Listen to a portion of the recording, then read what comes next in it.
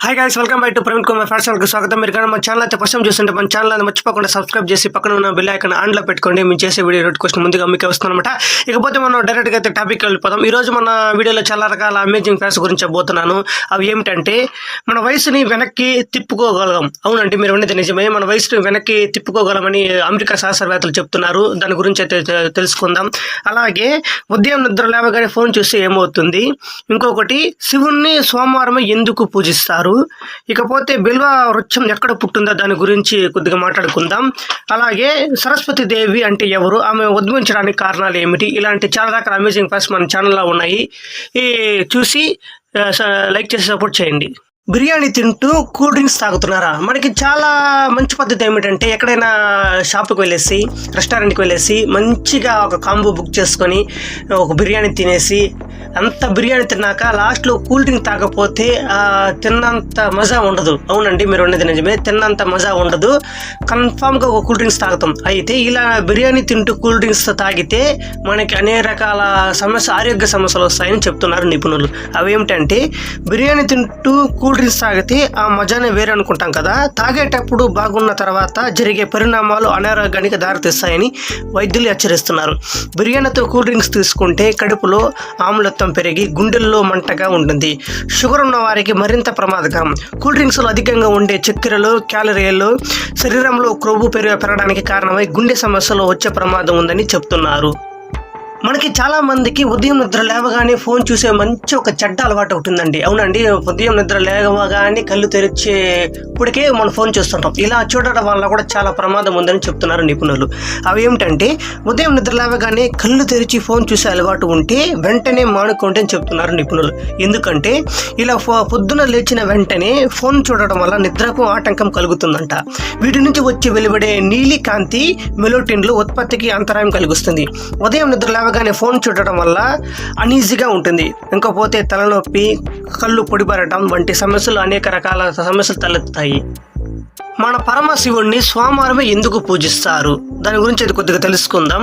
హిందూ పురాణాల ప్రకారం శివునికి అనేక పేర్లు ఉన్నాయి. భక్తులు ఈశ్వరుని బోలాశంకరుడు, విశ్వేశ్వరుడు, పరమేశ్వరుడు, మల్లికార్జున స్వామి, మంజునాథ స్వామి మరెన్నో పేర్లతో కొలుస్తారు.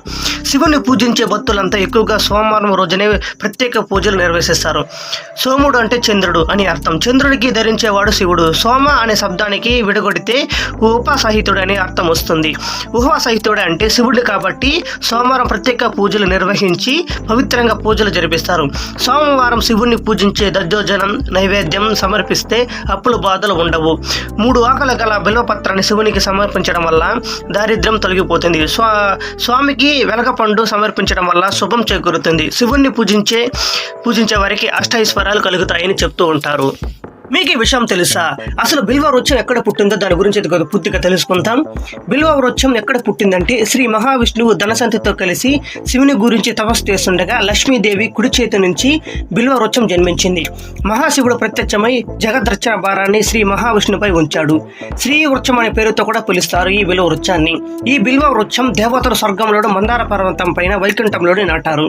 శివునికి ఇష్టమైన ఈ బిల్వ వృక్షం ఆకులతో ఏ రోజుకు ఆ రోజు పూజ చేయవచ్చు. సోమవారం కోస్తే సోమవారం నాడే పూజకి వినియోగించాలి. ఎండిన కోసి 2-3 రోజులు అయినా శివ పూజకు వాడకూడదు. బిల్వ వృక్షానికి ప్రదక్షిణ చేస్తే సమస్త దోషాలు పోతాయి. సంతానం లేని వారికి సంతానం కలుగుతుంది. బిల్వ వృక్షం పత్రం 1,00,000 బంగారు పూలతో సమానమంట. మీకు ఈ విషయం తెలుసా? సరస్వతి దేవి అంటే ఎవరు, ఆమె ఉద్భవించడానికి కారణాలు ఏమిటి? సృష్టికి ఆధారమైన ప్రణవనాదం ఓంకారం నుండి సర్వ విద్యలు ఉత్పన్నమయ్యాయి. విద్యకు ఆధారంగా ఆది దేవతగా సరస్వతి దేవి పూజించబడుతుంది. సరస్వతి దేవి వివేకాల దివ్యతత్వం అని, బ్రహ్మ యొక్క చైతన్య శక్తి అని కీర్తిస్తారు. మానవులు నాటికి నివసించే విధంగా దేవతలు సరస్వతి దేవిగా ఋషులచే స్తుతించబడుతుంది. పరిజ్ఞానాన్ని, విముక్తిని ప్రసాదించి తల్లిగా పేరు పొందిన సరస్వతి దేవికి వాణి, శారద, వాగ్దేవి అని కూడా పేర్లు ఉన్నాయి. మనుషులోని అజ్ఞానాన్ని తొలగించి జ్ఞానం ప్రసాదించడానికి సరస్వతి దేవి ఉద్భవించిందని పురాణాలు చెబుతున్నాయి. మీకు ఈ విషయం తెలుసా? అసలు ఉప్పు మానేసని ఈ వ్యాధులు వచ్చే అవకాశం చాలా తక్కువగా ఉంటాయంట. అవునండి, ఆహారంలో ఉప్పు మానేయడం వల్ల గుండెపోటు సంబంధ వ్యాధుల ముప్పు 20% మేర తగ్గుతుందని యూకే సైంటిస్టులు వెల్లడించారు. అప్పుడప్పుడు మాత్రమే ఉప్పు వాడే వారిలో 50% మేర గుండె జబ్బులు తగ్గుముఖం పట్టినట్టు తేల్చారు. 40-70 లోపు వయసు ఉన్న 5 లక్షల మందిపై ఈ రీసెర్చ్ నిర్వహించారు. ఉప్పు తగ్గిస్తే ఆర్టిరియల్ ఫిబ్రిలేషన్, గుండె దడ తగ్గినట్లు గుర్తించారు. మీకు ఈ విషయం తెలుసా? అసలు స్నానం ఎంతసేపు చేయాలి, స్నానం ఎంతసేపు చేస్తే మన శరీరానికి చాలా మంచిది, దాని గురించి అయితే పూర్తిగా తెలుసుకుందాం. కనీసం అరగంట అయినా స్నానం చేస్తే మంచిదని 4 చెంబులతో శరీరాన్ని బాగా తడిపి సున్నిపిండి లాంటి వాటితో శుభ్రంగా రుద్దుకొని 8 చెంబులతో శుభ్రపరచుకోవాలి.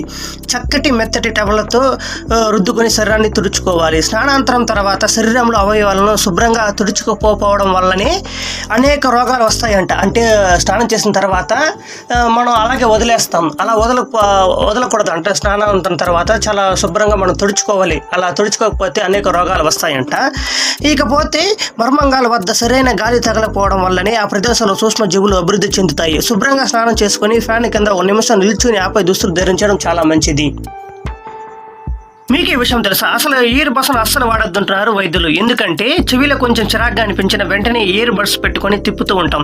కానీ అవి వాడటం చాలా ప్రమాదం అని డాక్టర్స్ హెచ్చరిస్తున్నారు. చెవి లోపల చర్మం కన్వేయర్ బెల్ట్ లాగా పనిచేసే లోపలి వ్యర్థాలను బయటకు తోసేస్తుందంట. అలా కాకుండా ఇయర్ బడ్స్ ద్వారా చెవిలోని గులిమిని బయటకు తీయాలని ప్రయత్నిస్తే అది ఇంకా లోపలికి వెళ్ళి కర్ణబేరపై పడుతుందంట. అయితే ఇలా ఎక్కువ సంఖ్యలో గులిమి కర్ణబేరపై పెరిగిపోవడం వల్ల సున్నితమైన కర్ణబేరపై తరంగాలు అనుగుణంగా ప్రకంపనాలు సృష్టించి సామర్థ్యం కోల్పోతుందంట. దీనివల్ల చెవుడు వచ్చే ప్రమాదం చాలా ఎక్కువగా ఉందంటే.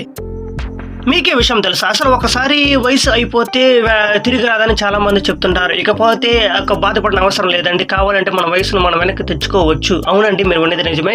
మనకు కావాలంటే మన వయసును వెనక్కి తిప్పుకోవచ్చు అని అమెరికా శాస్త్రవేత్తలు చెప్తున్నారంట. దాని గురించి అది కొద్దిగా పూర్తిగా తెలుసుకుందాం. ఇకపోతే బోస్టన్ జూలై 16వ కాలం వయసు ఒకసారి దాటిపోతే తిరిగి రాదు అనేది నానుడి కాలం అనే విషయం. అలా ఉంచితే వయసును మాత్రమే మేము వెనక్కి తిప్పగలుగుతామంటున్నారు అమెరికాలోని హార్వర్డ్ మెడికల్ స్కూల్కి చెందిన పరిశోధకులు. ఈ మేరకు అటు చిట్టెలుకలు ఇటు మనుషుల కణాల్లో అనేక సంవత్సరాల వయసుని వెనక్కి తిప్పే సామర్థ్యం కలిగిన 6 రకాల రసాయనాల మిశ్రమ పానీయాన్ని కాక్టెయిల్ కనుగొన్నారు. వారు వివరించారు, జన్యు చికిత్స ద్వారా పిండ జన్యువులను క్రియాశీలం చేసి వయసు వెనక్కి తిప్పడం సాధ్యమని చెప్తున్నారు. కాక్టెయిల్ వినియోగించి రసాయనాలను చాలా వరకు మనుషుల్లోని శారీరక మానసిక రుగ్మతని తొలగించే ఉన్నాయి. కంటి నరాలు, మెదడు, కణజాలం, మూత్రపిండాలు, కండరాలపై కాక్టెయిల్ అద్భుతంగా పనిచేసింది. చిట్టెలుకలు జీవనకాలం గణనీయంగా పెరిగింది. కోతుల్లో కూడా మెరుగైన ఫలితాలు వచ్చాయి. వచ్చే ఏడాది కల్లా మనుషులపైన పూర్తి స్థాయిలో ప్రయోగాలను ప్రారంభించే అవకాశం ఉంది అని పరిశోధకులు స్పష్టం చేశారు.